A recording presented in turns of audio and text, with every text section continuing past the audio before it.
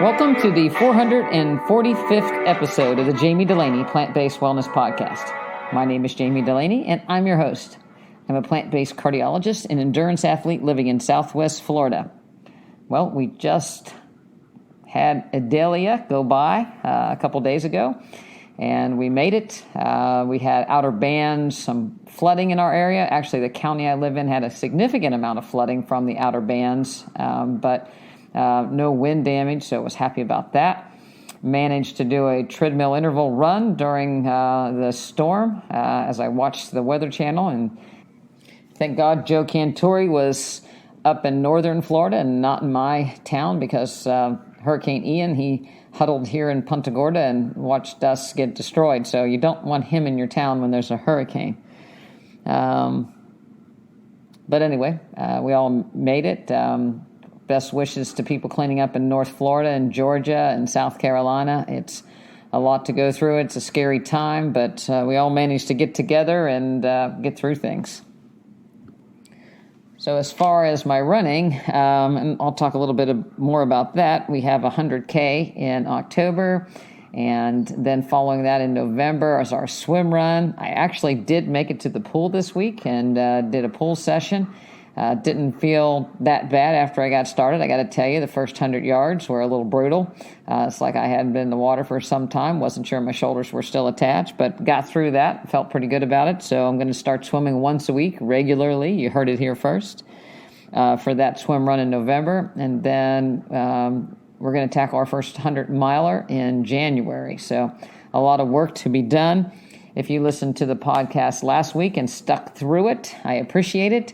But I talked a lot about the Leadville 100 trail race, and some of you mentioned that I think she's going to do it, and I think you're right. I think we want to try, Lord willing, and we're all able and everything's okay. So training has begun, let's put it that way. And again, I'm going to talk a little bit more about that, but it's going to take a year to get this 61-year-old, 62 on the start line ready for Leadville, but I'm going to give it my best shot, I believe.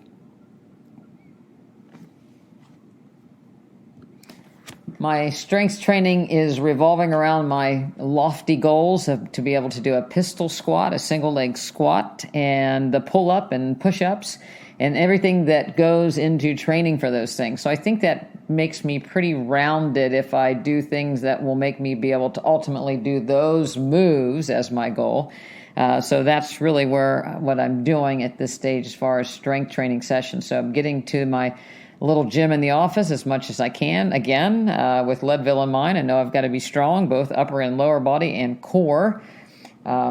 We continue to have our balance class, mobility class in the office that is focusing a lot on core training and anchor positioning, and it's really helping me as the instructor do one, see one, do one, teach one quite a bit. So practicing what I preach there and being very mindful of my core when I'm running or lifting or doing any of those things. And how it was explained to me by Dr. Peebles. You can maybe make a link to his course online. I believe it's very good. You have anchors in the lower front ribs, the lower back ribs, and your pubic bone, and that really brings your core together, both in the front and the back and the sides, and how those are engaged really helps you to do more complex movements, such as running and squats and deadlifts and so forth. So we've been doing that in class and working on those, and so that's keeping me very motivated because I know my back and my core has to be in really good shape if I'm going to tackle these longer runs. I also know that I can't just do what I always do or want to do and just increase my mileage and get ready for another race. This one's going to be, 100 miles of any distance, whether it's flat or hilly, but certainly a mountainous race. It's going to require some specific training, especially with some of the time deadlines. So I'm also setting a plan in motion, breaking out the segments of the 100K and the 50 milers that we have coming up in the early spring, leading up to Leadville next summer, to incorporate some specific work so that I'm ready to go. You can't wait till the last minute to try to figure these things out or to implement them. So that is one of the biggest reasons for my interval workout. Interval workout number 1 was this week to increase my VO2 max and to make my body handle lactate a little bit better as time goes on. So it would be my weak link. And from what I've read, you should get your weak links, work on them early so that you can fine-tune the things that you're good at later on. So those sessions I'm going to very carefully implement, I should say, into my training, as opposed to doing what I really love and just go out and do long, slow runs all the time and enjoy the scenery. So I'm going to have to get a little bit more focused and put a plan in the process of putting a plan together that'll take me week by week, month by month to try to achieve these goals. So it's a lot of fun. It's a lot of fun planning things out. It's like planning a vacation, so to speak. You're planning your route on how to get there. And yes, it's a very lofty goal to consider running a 100-mile distance starting at this stage in my running career. I've run marathons for a lot of years, triathlons for a lot of years, but this trail running stuff is still relatively new. So how's that compare to a health journey? Don't worry, I'm not going to talk all about ultra running this podcast. We're going to actually move right into nutrition and health journeys, because it is very important to have a goal in mind when it comes to your health journey and a plan in mind when it comes to your health journey, and also the pieces that go to how you're going to implement that plan as you go along. So the first question I would ask in a health journey is, what are you looking to do? Are you looking to stay healthy because you're young and you feel you're healthy and you just want to avoid lifestyle diseases? Do you have lifestyle diseases such as diabetes, high blood pressure, high cholesterol? Are you overweight? Do you want to reverse those things? Do you want to try to prevent cancer from returning? Reverse kidney disease, prevent kidney disease from getting worse. Perhaps you're trying to look to improve your immune function, decrease autoimmune symptoms that you may have, such as arthritis or lupus. These are all goals, ultimate goals that people would have for a health journey. A lot of times when I ask people in the office, I get very non-specific goals. I just want to get healthy. It reminds me about when I was doing a term paper, in junior high school. It's like, you got to narrow it down. So what do you really want? I want to be healthy. Everybody wants to be healthy. But so what are your specific goals in mind? Sometimes people are afraid to say it because they don't think they really have any input into their ultimate health. They're a victim of what happens to them with their health. It's their hereditary genetic disposition.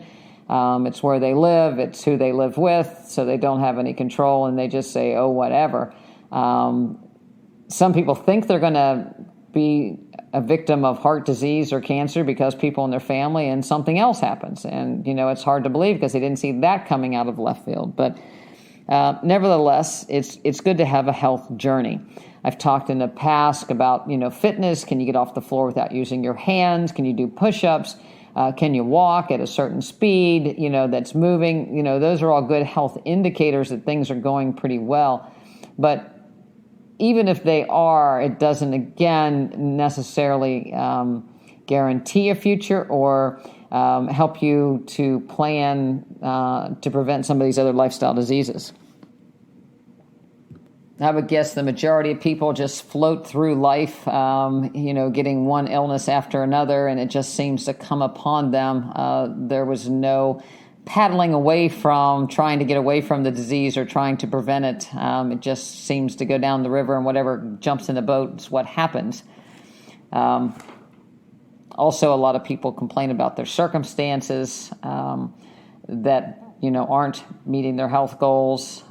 Maybe they don't have time. They don't have the support. Of course, the weather's always a factor. It's too cold, too hot, too wet. They're too busy. And they really don't have a plan attack for how they're going to prevent or reverse any of these things. It may be I'm going to try to eat better, but again, that's non-specific. So where exactly are you, and what exactly do you need to do, and how much time do you think it will take to accomplish it? So how should you space it out? So again, the running example is if I'm going to train for a marathon, I'm going to need somewhere between 12 and 16 weeks to get ready for it from scratch. Depending on your training, you may have just done a half marathon, so you just need to ramp up a little bit. So depending on where you are, it has a lot to do with how you're going to make a plan and implement it. And a lot of people, even if they have a plan, they don't ever look at the plan. They have a plan, and then they just somewhat ignore it and hope that it falls into place without really looking at the details of the plan. We've had people tell us that just tell me what to eat and I'll do it. I don't need to know the nitty-gritty details. But the reality of it is, yes, you do need to know the nitty-gritty details, because I'm not going to be in the kitchen with you. I'm not going to be in the grocery store with you. And you need to be in charge of what's going to be on your plate. Otherwise, again, you have a whole host of excuses why it's not working. My biggest pet peeve here recently has been devices. Devices that people have to monitor their health that they either don't look at, or they're not aware of, or they just plain don't use. So it may be a scale, because there's so many things out there that are negative about a scale. Yes, it's true, you're not going to lose a pound every day, so why get on a scale? But if you're somebody that retains fluid, retains water, you may gain 2 or 3 pounds or lose 2 or 3 pounds in a day. If you have high blood pressure, it's going to be very important to get on a scale every day to look at water weight from eating too much salt, which is going to drive your blood pressure. And even if you're just trying to lose weight and everything else about you is healthy, getting on that scale is another sense of accountability. So that the result of what you ate the night before, even if it's just too much salt and you gain water weight. It's something to look at and adjust. So you have the ability to adjust something if you're monitoring that metric. But if you don't know, then there's no way to know what was causing the problem. Smartwatches, everybody you see on TVs wearing some sort of a smartwatch. The majority of the newer Apple Watches have the ability to do EKGs and to look at your instant heart rhythm. Very few people know how to do one. Very few people know how to download it into their phone to be able to send it to their doctor via text. So they just ignore it and they don't do it. They may have elevated heart rate, but they forget all about the watch. And it's so helpful for me as a physician to be able to get an EKG from someone, and that's noting irregular heartbeats or slow heart rates or dizziness, and I can look at that EKG and get some insight into what's going on. So even if you can't interpret it, gathering the data for someone else that can interpret it is extremely important and something that should be used. Wearable glucose monitors.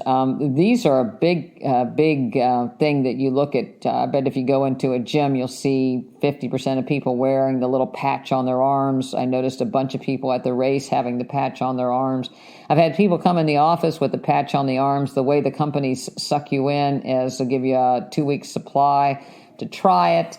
And then you're on the hook to buy it, or you can sign up for a nutritional plan. So a dietitian in a box will give you a cut and paste meal to help you adjust your glucose. The longer I looked at plans today, the longer you sign up, the cheaper it is, but they're quite expensive, especially when the majority of people never look at the app to see what their glucose did, and they don't know how to use it because they don't know what they're looking for. Typically you want to see what your glucose is before you eat, hour or 2 hours after you eat, before you go to bed in the morning, see trends after specific meals and correlate what you're eating with what the app shows. But I think most people just depend on people that looks at the data very historically, 2 weeks in the rears, and it doesn't give them any day-to-day feedback. So it's just a waste of money if you're not going to use it correctly. Heart rate monitors, they're great. They're great for exercise. They're great to be able to set a pace so you know if you're going fast enough or you're going too fast. You can look back at the data and see how you're doing. Just plain old GPS and know your mileage and pace is huge, but very few people actually track how far they went on an app day to day and how long it took them and what their pace was. Why have the watch if you're not going to use it? So it's really important. You could do it simple. You could say, you're going to go out and walk for 40 minutes and how far did you get? Just by noting what street you got to, that's plenty good. As long as you're going to use that information to try to make yourself better and see if you're getting better or getting worse over time. So you have to be able to record it.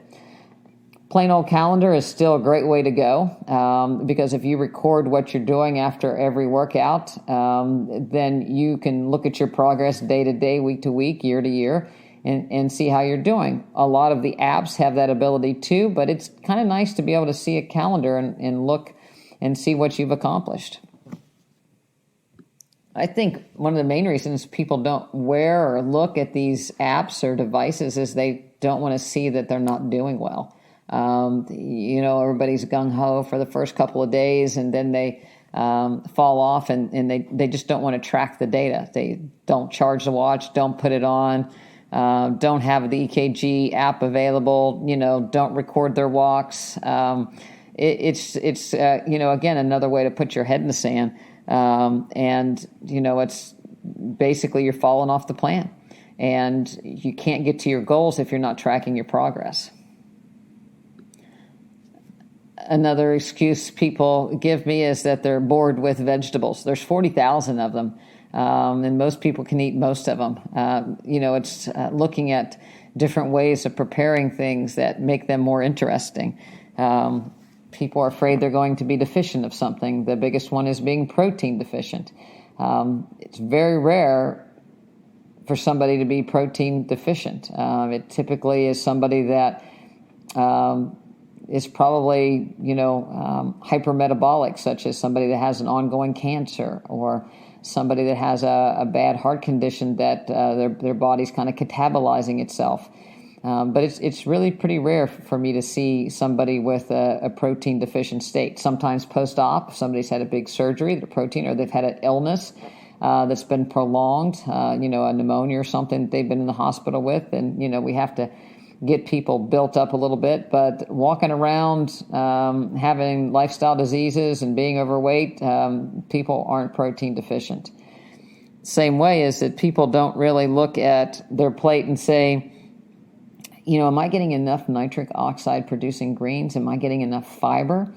How can I make that better? Am I getting enough cruciferous vegetables if you're trying to decrease your cancer recurrent risk? How many different kinds can I get? What are the quality of some of those cruciferous vegetables? Are they better cooked? Are they better steamed? What about mushrooms? Can I get mushrooms in more than once, more than one way? Should I add some mushroom powder to my stir fries to make things better?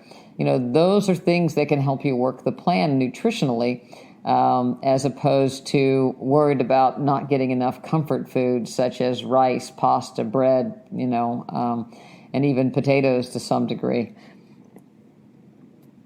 But mainly I would have to say it's hummus, so blended foods most people get way too much of. Nobody's flax, chia, walnut deficient. Most people tell me they grab things by the handfuls as far as nuts go, which is way too much. It's not about having too few omega-3s, but usually too much of omega-6s, which are in the form of nuts and oils that infiltrate every processed food that people come around. A guy that I interviewed a long time ago, Josh Lajani, talked about ghost foods, and that's another thing that people don't count what they're sort of counter surfing, grabbing a bite of this, grabbing a bite of that. Most people throw poor grapes under the bus saying they eat too many grapes and that's what caused their problem. It's not that. It's just continuous counter surfing, continuous taking a bite of this, taking a bite of that. Perhaps you cook for your spouse and the spouse is not plant-based. Are you tasting this, tasting that? Are you a cook that tastes this and tastes that? If you're eating highly processed, high-calorie dense food and you're tasting it, it all adds up, and that never makes the journal. And that's going to keep you off and make looking at your metrics very difficult. If your glucose goes up after 2 hours after you eat, was it 2 hours after dinner, or was it the things you ate before dinner, surfing the counters or making food? So you have to be quite aware and mindful of what your goal is and what's going on. Long-term consistency leads to good outcomes and a good health journey, as opposed to, yo-yo diets where you're on again, off again, and not really following the plan to get to the ultimate goal. I was told today of a book, I don't even know the name of it, but it was supposed to be to boost your metabolism diet. And the person was to eat every 5 meals and a snack, so that you're eating frequently. And the idea is the more you eat, the more your metabolism gets revved up. And if you're not eating often enough, your body thinks it's starving and it holds on to calories. That is a huge debunked myth. Now, the way that sells books, however, is that if you sell a book and say, hey, you can eat whole foods, I don't care if they're plant-based or not, but you can eat whole foods, not processed, five times a day and have a small snack on the 6th time, and you compare that to eating out 5 days a week or eating highly processed foods and junk food and snacking all the time, that dietary plan is actually going to work for a while, because what you've done is you've cut down somebody's calories. So you're letting them eat, but you're controlling what they ate with that book, and it will work for a period of time. What it doesn't do is allow your body to rest. If you're always digesting something, your body's always having to make insulin, you never are letting yourself become depleted enough or hungry enough to actually know that you're hungry. You're just continuously grazing. Ultimately, you're not going to be able to get to your weight loss goal. Your insulin levels are going to be high. That's going to drive inflammation. It's going to drive secondary side effects, insulin-like growth factor that may drive cancers with too much insulin and so forth. So that's not a good way to go for the long run. But again, it'll sell a book because it's less painful than actually becoming mindful of, gee, am I truly getting hungry because I have digested all the food I ate for breakfast or lunch or dinner? Or do I just have the once because I'm bored? And how do I deal with that? It kind of takes me back to the Ozempic type of thing, where people say that, well, the Ozempic pill alters brain chemistry so that people don't crave junk food as much. It's a pretty long stretch, but even if it has some merit, not teaching people how to eat correctly is not doing them any benefit. So that if they just eat less junk food because they're nauseated all the time and they have a neuropathy of their stomach and they can't empty, you're causing pathology in and of itself. But if you're just teaching people to eat fewer or a lower amount of junk food or a lesser amount of processed food because you're sick, it's not doing anything to make somebody healthy. So will they lose some weight early on? Sure. Could they even maintain loss? Sure. But it's not, ultimately, the result is not making somebody more healthy. If they lose weight and still get cancer and die, well, that doesn't really help them out.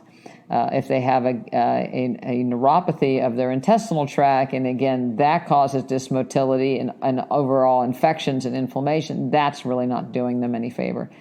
If the same chemical that appears to decrease their desire for junk food also makes them depressed, well, then that's not doing them any favor. So all of these hacks tend to have side effects on the back, which don't let us deal with reality and don't let us be mindful about what we're actually doing and take control of our health. We become victims then, victims of side effects of disease, victims that you can't control yourself, so you need some mind-altering medication to control you. It's not necessary. Do you ever notice that people don't miss their multivitamin, but they often miss their walk? Because it's easy to take a multivitamin or a supplement, but it's harder to get out the door every morning. So people may put 4 or 5 days together, but then they miss for some reason, and the next thing you know, they're not going to do it. I've talked over and over again, lay your stuff out the night before so you're ready to go. Keep yourself accountable. Keep the calendar going. You're much more likely to succeed. That should be talked about in the medical practice as opposed to supplements that may help you sit on the couch or supplements that allow you to sit on the couch and have the perception that you're going to become more healthy because you're taking these supplements that are either going to increase your metabolism or decrease your anxiety or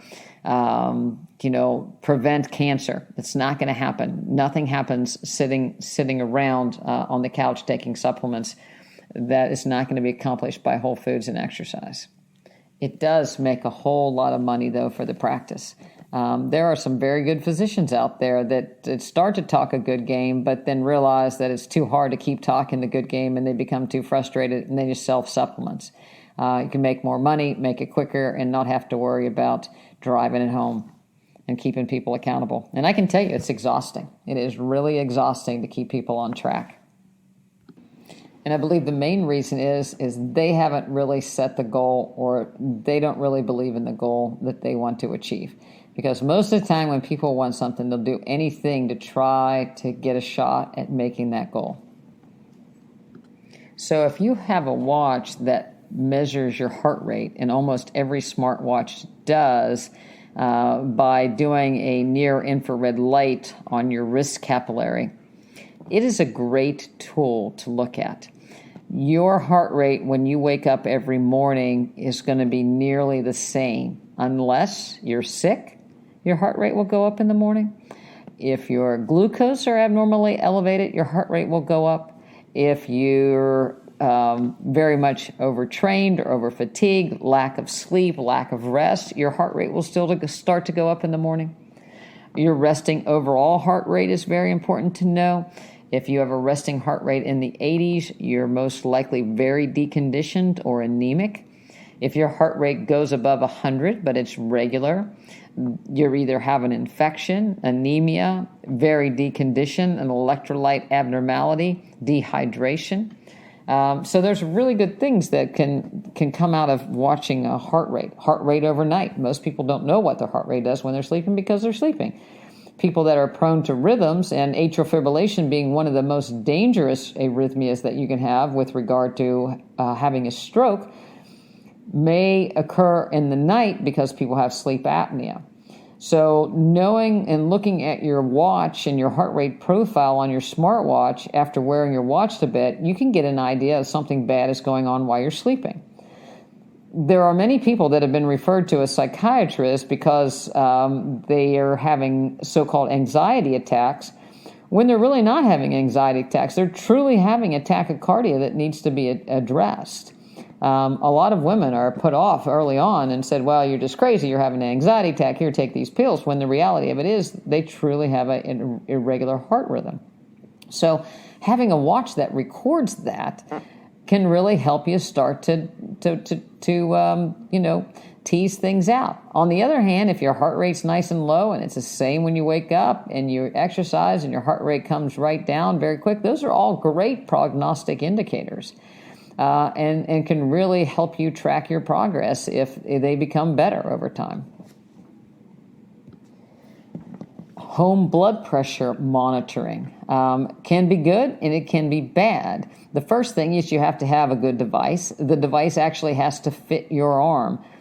Most people need a larger cuff than what comes with the machine. So a large cuff, if your cuff is too small, it will overread your blood pressure and you'll have a higher blood pressure than in reality. So you need to have the right cuff. You need to have it on correctly.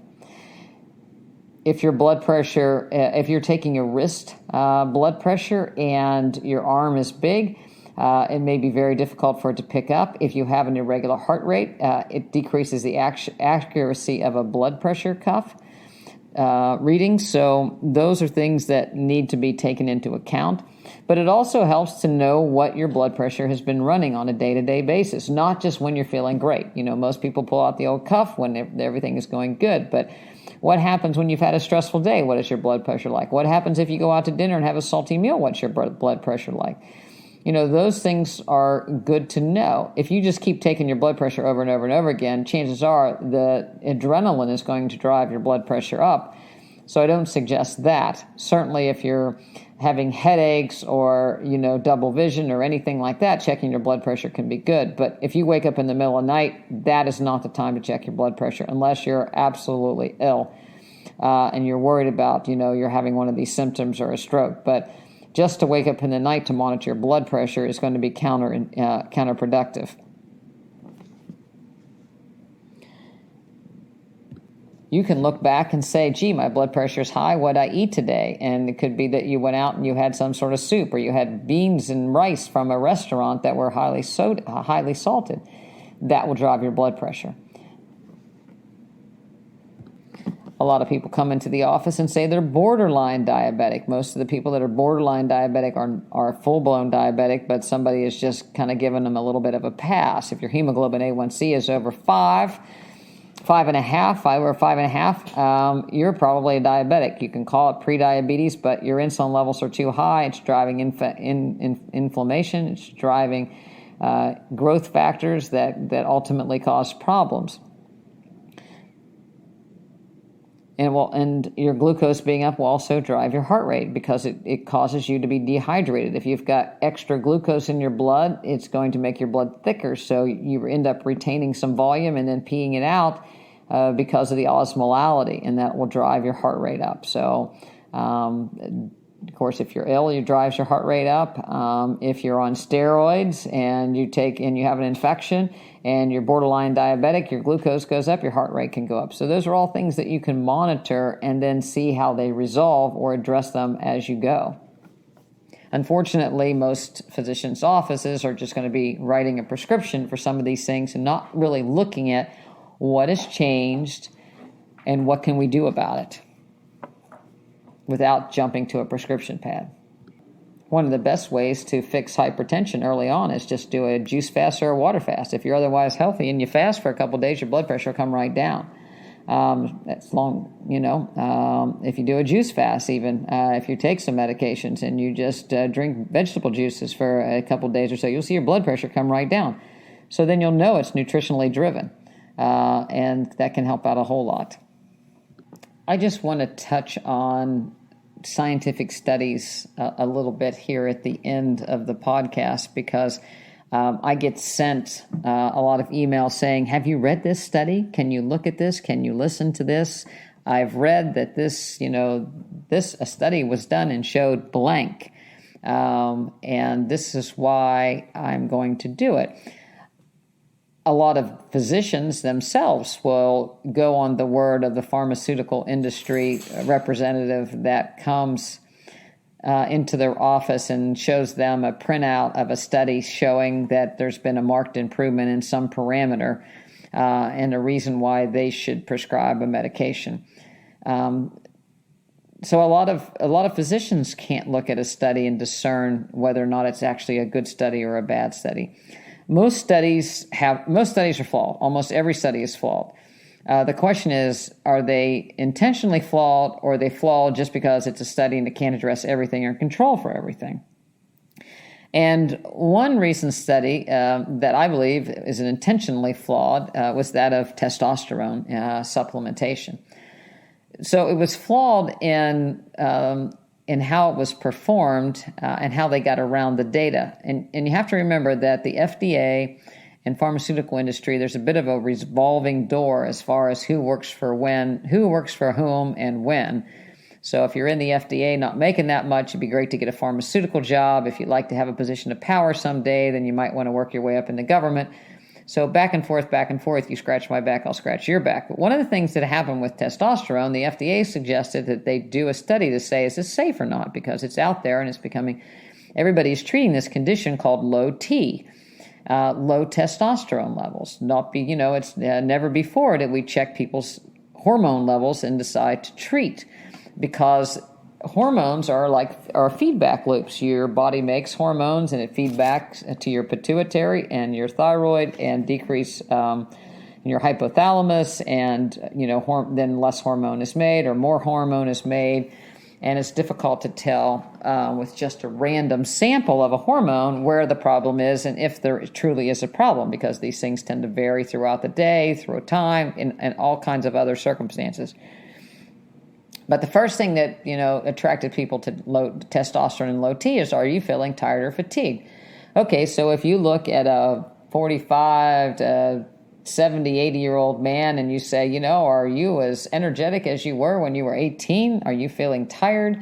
So you got this guy on 3 blood pressure medicines, a cholesterol medicine. He has vascular disease. He hasn't ran a mile since he was 16.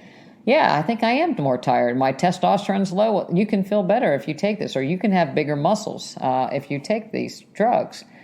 So it's very attractive to try to fix something that, geez, it's just my pituitary, or it's just my hypothalamus that's kind of out of whack, that I'm not producing the testosterone that I should be producing, and that's what's causing me all the problems.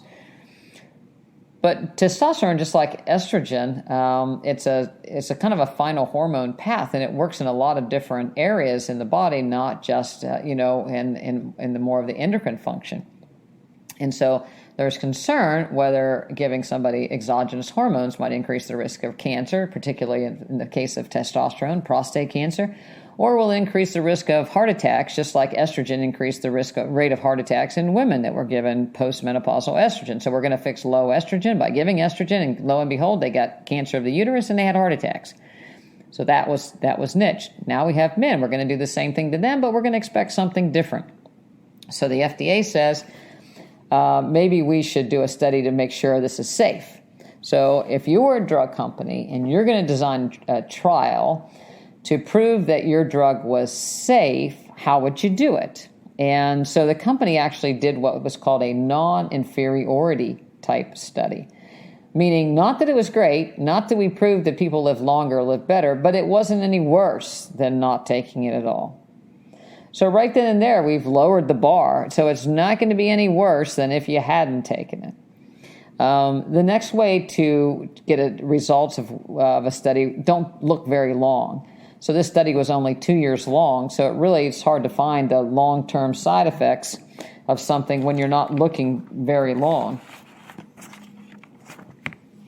The next thing to look at is, well, if you don't give very much of the drug, then perhaps you won't see the side effects of the drug. And that's exactly what they did in this study. They gave a very low dose. So they started out with somebody that just had mildly reduced testosterone, gave them just a little bit to get them over the low normal range, followed them for a short period of time, and then looked at the results and did some statistics and said, well, it increases your risk of heart attack, but not that much.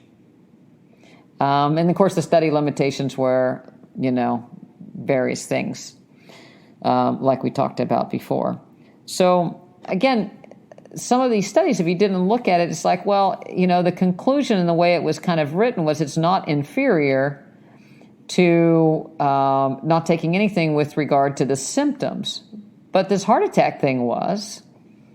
So unless you're looking for things like that, you can become very fooled. And it's really important if you're a man and you're starting to take a supplement and you're in the age range of heart attacks that you're going to take something to increase your risk of a heart attack or potentially increase your risk of cancer.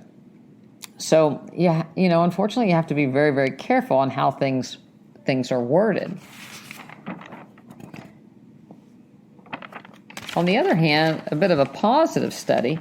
There was a study actually published in the journal Cancer Institute, the Journal of National Cancer Institute, and they looked at lifestyle and interventions such as exercise in people with cancer, and then specifically breast cancer.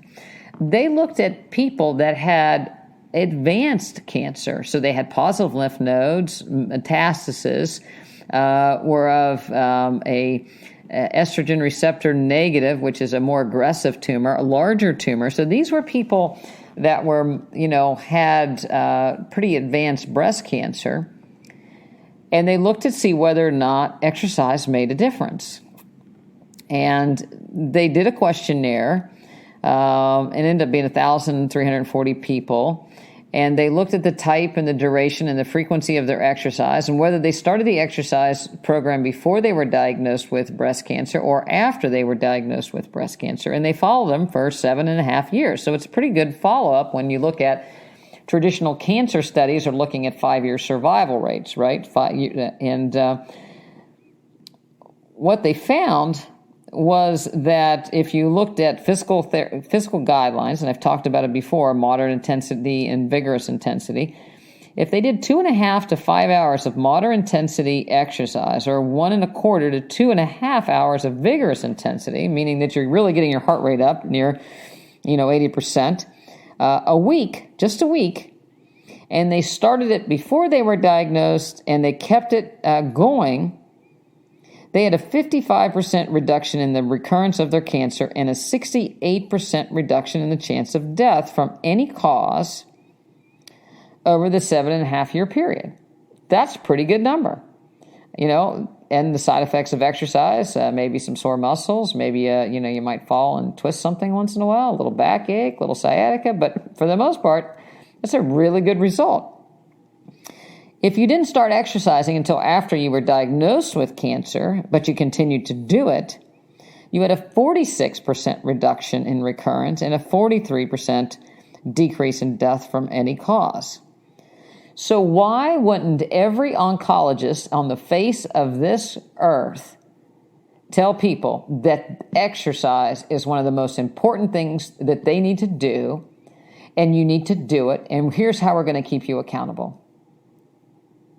It's the most important thing that you can do for yourself next to not eating a terrible diet or while not eating a terrible diet that you can do to improve your quality of life and your survival. So part of your plan should be for your health journey is to look at your exercise program and see what you can do to improve it. Quit babying yourself. Quit saying it's too hot, too cold, too windy, too sunny. I don't have time. My shoes aren't right. I don't live in a good place. I work too long. Make time. I listened to a podcast this morning of a guy that has a 6-year running streak, 6 or 7 year running streak. Never missed a day. Never ran less than 3 miles on average over the last 7 years. He averaged over 7 miles a day. And he says he doesn't miss it for an airline flight. Doesn't miss it if he knows he's going to have to fly out early. He gets up really early. He keeps his watch on. He lives in Eastern Standard Time. He keeps a watch set at that time so he can always make sure that he gets that run in the 24-hour period. He knows that it needs to be done because it's very important to him because he wants to keep that streak alive. So he makes sure that he has a plan of action to get that run in every day. So if you have a lifestyle disease, why wouldn't you want to have an exercise streak? If you don't have a lifestyle disease, you better start exercising because it's going to do you even more good when you get a lifestyle disease if you're not doing the right thing as far as your nutrition and other things tend to happen. So I'm going to close on that note as far as making a plan and finding and following the plan and being consistent day to day, year to year. Maybe you need to sign up for a 5K, some sort of a walk. Maybe you need to do it every 2 or 3 months, have one on the books, have something to look forward to with regards to your exercise. Play a game with yourself. Most of these smartwatches have ways to connect. There's an app called Strava, if you don't know about it, that's for free, that you can interact with other people with regards to your exercise, even where you exercise and how fast you go in a particular place. There are trails like apps called All Trails where you can go on and interact with people and do trails and how long it took you to do it or what trails you completed. There are all kinds of ways that you can help yourself to maintain consistency with exercise. But it is by far one of the most important things you can do to maintain your health. So I got a goal next August. But I get a bunch of goals in between. And the idea is to make myself as healthy and as strong as I possibly can between now and then. So whether there's a hurricane or there is a birthday party or there's whatever we have to do, I'm going to find time to get my workouts in so that I can try to have the best chance at achieving my goal that I possibly can. It's a lofty goal. I may fail. It may take me more than one try to do it. I may repeatedly fail, but I'll be a better person having made the commitment to give it my best each and every day. Thanks for listening. If you'd like us to help you with your health journey goals, go over to drdulaney.com, doctordulaney.com. Check out the website. Email me at jami@drdulaney.com. We are cheaper than a glucose monitor and a far away somebody telling you what to do with a printout. So if you really are serious and you want to get serious about your health and you need some help, we'll help you get there. Thanks for listening.